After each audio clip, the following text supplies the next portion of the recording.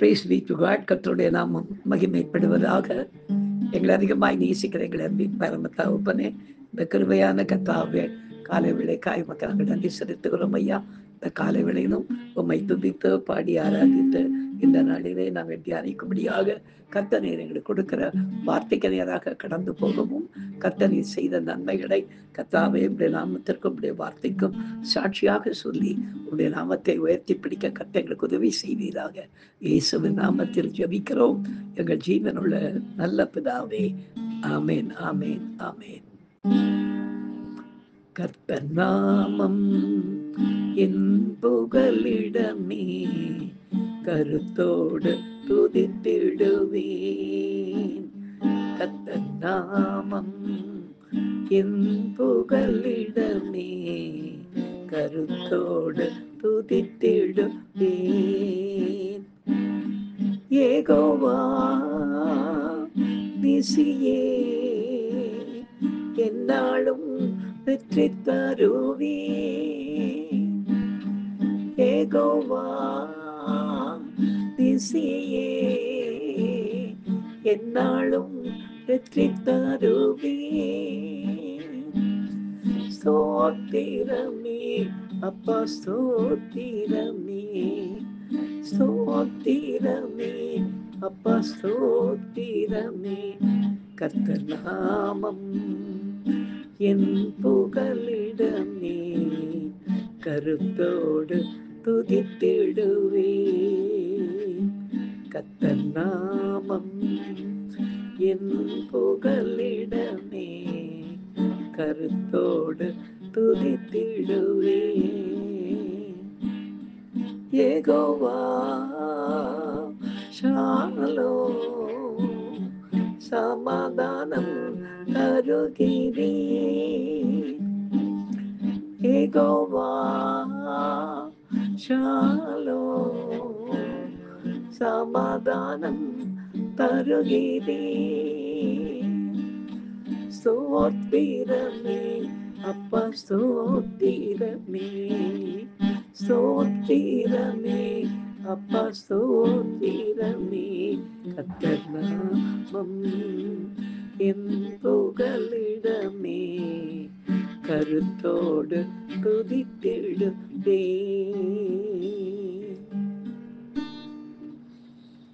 எனக்கு அருமையானவர்களே, இந்த நாளிலே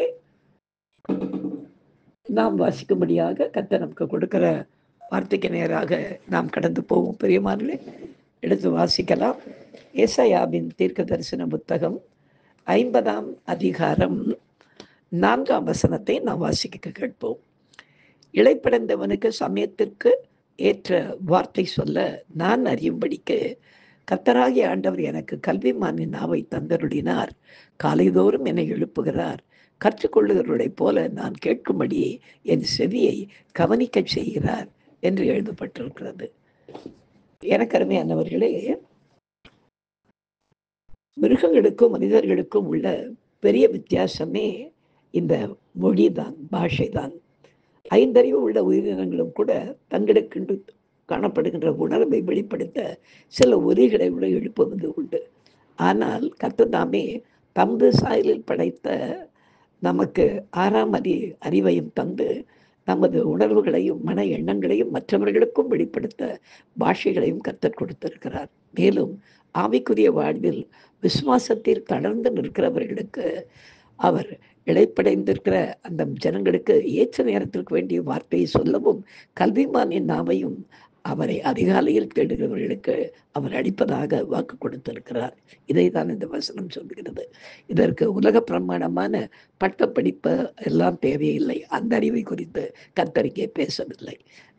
கர்த்தர் தமது ஆவி நமக்குள் ஊற்றப்பட்டிருந்த ஆவி நமக்குள்ளே ஊற்றப்பட்டிருப்பதால் சமயத்துக்கேற்ற வார்த்தைகளை நாம் பேச இடைப்படைந்தவர்களை கர்த்தர்தாமே அந்த வேளையில் அவர் உற்சாகப்படுத்த கர்த்தர் எப்பொழுதும் நமக்கு வேண்டிய வார்த்தைகளை கொடுக்க கர்த்தர் காத்து கொண்டிருக்கிறார். இப்படியாய் நடந்த ஒரு காரியத்தை இன்றைக்கு நாம் கேட்போமா? கர்த்தர்தாமே இந்த சாட்சியின் மூலமாய் மகிமைப்படுவாராக.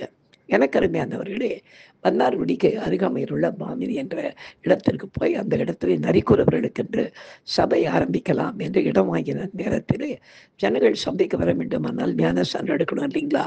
அப்படி ஞானஸ்தானம் எடுக்கிறதுக்காக அந்த ஜனங்கள் மத்தியிலே நான் போய் ஒவ்வொரு முறையும் அவங்க இருக்கிற இடத்துக்கு போய் நான் ஒரு மீட்டிங் நடத்திட்டு அந்த கூட்டங்களிலே பேசிக்கொண்டு வந்திருந்தவர்கள் நிறைய வெளியரங்கமான அற்புதங்களை கர்த்தர் செய்து தமது நாமத்தை அந்த ஜனங்கள் மத்தியிலே உயர்த்திக் கொண்டார். எனவே அவங்க மெய்யான தெய்வம் இயேசு கிறிஸ்து தான் என்பதை அவர்கள் அறிந்து கொண்டார்கள். அந்த வேளையில் அந்த சுற்றுப்புறங்களில் இருக்கிற தேவனை அறியாத ஒரு சில ஜனங்கள், அதாவது RSS வகுப்பை சேர்ந்தவர்கள் புறப்பட்டு ஒரு நாள் நான் போய் அங்கே பேசிட்டு முடிச்சுட்டு வந்ததுக்கப்புறம் அங்கே போய் இந்த ஜனங்கள்கிட்ட போய் கலாட்டா பண்ணியிருக்கிறாங்க. நீங்கள் இந்த இடத்துல இருக்க விடாமல் உங்களுக்கு எந்த துரத்திடுவோம், உங்களுக்கு சொந்தமான இடமும் கிடையாது, ஒன்றும் கிடையாது. இந்த ஊரில் வந்து இவ்வளோ பெரிய கோயிலெல்லாம் இருக்குது. இப்படி இருக்கிற நேரத்தில் நீங்கள் எங்கேருந்தோ ஒருத்தன் வர்றான், அவன் வந்து ஃபாரின்லேருந்து பணம் வருது போல இருக்குது, அதை எடுத்து வந்து உங்களுக்கு ₹1 2 கொடுத்துட்டு அவன் இந்த படைக்கிறதுக்காக உங்களை சேர்க்கறான், ஃபோட்டோ எடுத்துகிட்டு போகிறான்னு எதுவும் சொல்லியிருக்கிறாங்க. அந்த ஜனம் எல்லாரும் சேர்ந்து அப்படியெல்லாம் வந்து எங்களை யாரும் ஃபோட்டோ தான் எடுக்கலை, அப்படியெல்லாம் ஒன்றும் இல்லை, நாங்கள் உண்மையாக ஆண்டவரை நாங்கள் தெரிஞ்சுக்கிட்டு நாங்கள் அவருடைய பிள்ளையராக வாழ விரும்புகிறோம்னு சொன்னப்போ அவங்க பயங்கரமாக மிரட்டி ஒரு கூட்டமாக இருந்தால் அதில் முக்கியமாக கண்ணன் ஒரு தம்பி வந்து அவர் மிரட்டி என்ன பண்ணியிருக்காரு, அடுத்த முறை அந்த ஆள் வரும்போது இங்கே நீங்கள் சரியான முறையில் பதில் சொல்லி அவனை அனுப்புனா இங்கேருந்து நீங்கள் இந்த ஊருக்குள்ள மறுபடியும் பார்த்துனா உங்களை இந்த ஊரை விட்டு துரத்திடும்னு சொல்லி பயமுறுத்தி இருக்கிறார். அதனால இவங்க பயந்து இருந்தாங்க. அந்த டைமில் நான் அங்கே போனப்போ அங்கே சாந்தான்னு சொல்லிட்டு ஒரு தைரியமான ஒரு நரிக்குறத்தி அந்த அம்மா அவங்க அங்கேருந்து வந்தாங்க. ஐயா, உங்களுக்கும் பிரச்சனை எங்களுக்கும் பிரச்சனை அப்படின்னாங்க. என்னங்க அப்படின்னாங்க. நாங்கள் இயேசு கிறிஸ்துவை மனசோடு வச்சுக்கிறோம் ஐயா, வெளியே சொல்ல முடியாது, சர்ச்சுக்கெல்லாம் எங்களால் வர முடியாது. நான் பார்த்தேன் கரெக்டாக சர்ச்சை கட்டலாம் ஆரம்பிக்கலான்னு இடம் வாங்கின நேரம் பார்த்து இந்த ஜனங்க திடீர்னு பயப்படுறாங்க. ஏம்மா என்ன அப்படின்னு கேட்டேன். இந்த ஊரில் கண்ணன் ஒரு ஆள் இருக்கிறாரு, அவர் வந்து இந்த வேற ஏதோ ஒரு கூட்டத்தை சேர்ந்தவரான், அவர் வந்து எங்களை கேட்குறாரு, யார் நம்ம இங்கேருந்து வந்து உங்களை இதெல்லாம் கேட்டுக்கிட்டு இருக்கிறான், உங்களை மதம் மாற்றத்துக்கு பணம் வாங்குறதுக்காக இந்த காரியம் எல்லாம் நடக்குது அப்படின்னு சொல்லி மிரட்டுறான். என்ன பதில் சொல்றதுன்னே தெரியலையா, அவன் கேட்குற எல்லா கேள்விக்கும் நாங்கள் பதில் சொல்ல முடியாத தவிச்சுக்கிட்டு இருக்கிறோம் அப்படின்னு கேட்டான். நான் சொன்னேன், இதுக்கு முன்னால உங்களை வந்து அவங்க வந்து விசாரிச்சாராமா அந்த தம்பி அப்படின்னு. அவங்க தான் இந்த பக்கம் வந்ததே கிடையாதியா, நாங்கள்லாம் பிளாட்ஃபார்மில் படுத்துக்கிட்டு இருக்கிறவங்க அப்படின்னு சொன்னாங்க. அப்போ நான் சொன்னேன், ஆண்டுட்டு வழங்கல் ஜெபம் பண்ணிட்டு மீட்டிங் முடிஞ்ச உடனே அந்த அம்மாவை கூப்பிட்டு எல்லாரையும் வாங்கிக்கிட்ட அப்படின்னு.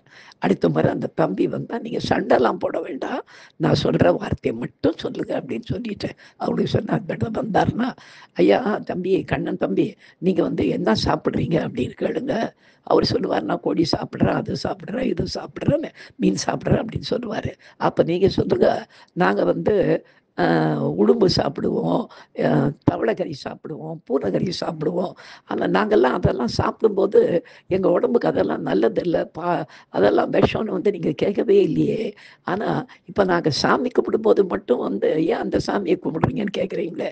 என்ன சாப்பிட்ணுன்னு எங்களுக்கு சொல்லிக் கொடுக்காது, நீங்கள் எதை கும்பிடணும்னு எங்களுக்கு சொல்லிக் கொடுக்க வேண்டாம் அப்படின்னு மட்டும் ஒரு வார்த்தை சொல்லுங்கள். அதுக்கு அவர் என்ன பதில் சொல்கிறார் பார்க்கலாம், எனக்கு வந்த உடனே சொல்லுங்கன்னு சொல்லிட்டு நான் வந்துட்டேன்.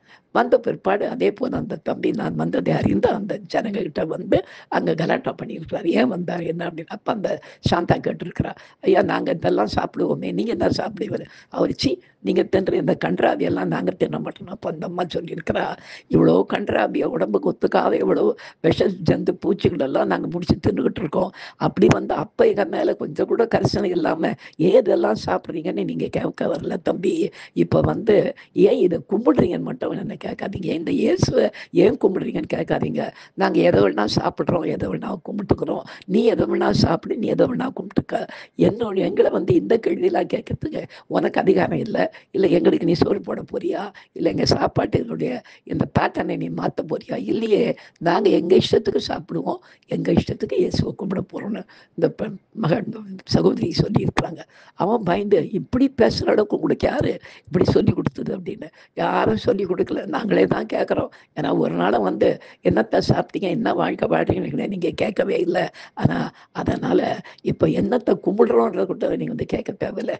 என்னத்தை வேணா கும்பிடுவோம், என்னத்தை வேணா சாப்பிடுவோம் அப்படின்னு சொன்ன உடனே அவனுக்கு என்ன பேசுறதுன்னு தெரியாமல் போயிட்டான். அடுத்த முறை நான் அங்கே போகும்போது கேட்டேன், அவனுக்கு ஒரே சந்தோஷம்.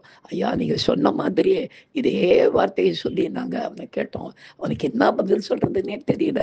என்னென்னமோ உங்கள் புத்தியை கலைக்கிறான் அவன் வந்து இந்த இடத்துல அப்படின்னு சொல்லிட்டு எத்தையாவது சாப்பிடுங்க, எத்தையாவது கும்பிடுங்க. ஆனால் ஒன்று, உங்களை இனிமேல் ஒன்றும் பண்ண மாட்டேன். நான் நேராக அவனுக்கே நான் வெட்டு வச்சு அவங்க வராதபடி நான் பண்ணிட்டேன்னு சொல்லிட்டு போயிருக்கிறான். அதனால கொஞ்சம் ஜாக்கிரதையாக இருங்கய்யான்னு எனக்கு சொன்னாங்க. நான் சொன்னேன், அதெல்லாம் பயப்பட வேண்டாம், ஒரே ஒரு விஷயம் வாழ போகிறோம். உண்மையான தெய்வம் யார் என்பதை தெரிஞ்சுக்கிட்டு நம்ம வாழறதுக்காக தான் இந்த வாழ்க்கையை கர்த்தர் நமக்கு கொடுத்திருக்கிறார். நீங்க பயப்படாதீங்க. என்னுடைய உயிரை குறித்து நீங்க பயப்பட வேண்டிய அவசியம் இல்லை. கர்த்தர் என்னை பாதுகாத்துக் கொள்வார் என்று சொல்லிட்டு கர்த்தர் தாமே இந்த சாட்சிகளின் மூலமாய் மகிமைப்படுவாராக. நாம் சிந்திக்கலாம். எங்களை அதிகமாய் நேசிக்கிற எங்களை அன்பின் பரம தகப்பனே, இந்த கிருபையான விடைக்காய் உமக்கு நன்றி செலுத்துகிறோம் ராஜா.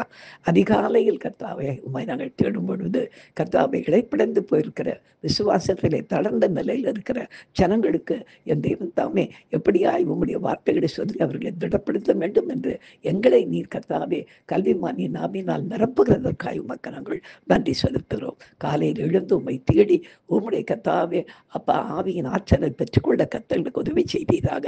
இயேசுவின் நாமத்தில் ஜெபிக்கிறோம் எங்கள் ஜீவனுள்ள நல்ல பிதாவே. ஆமேன், ஆமேன், ஆமேன்.